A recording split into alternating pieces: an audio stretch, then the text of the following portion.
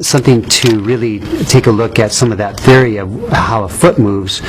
We basically just released the lass in many sections here, put it back together, and then we were able to find out that without changing the material, it's still the hard material, but yet at the same time, it's organic now once we release it, and it's able to move now in all three planes, just like the foot.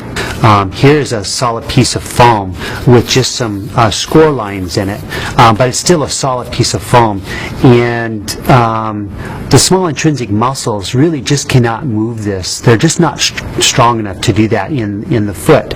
But if we take that same philosophy we did with the last, and I go deeper into this grid line that we have here, what we come up with, or what we get out of that, is a very fluid situation with the same material.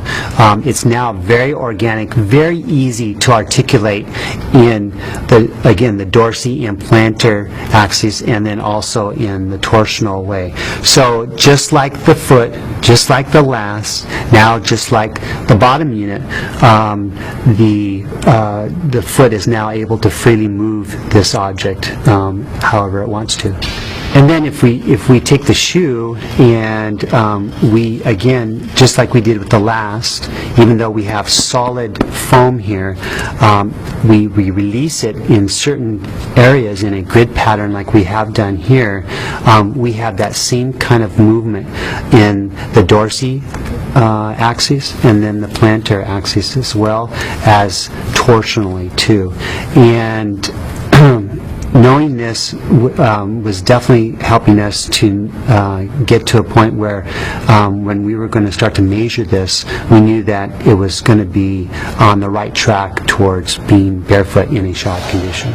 We've gone back to what we've come to know, and even at the beginning, was this one-to-one ratio between the bottom articulation and the upper movement that needs to allow your foot to have happen.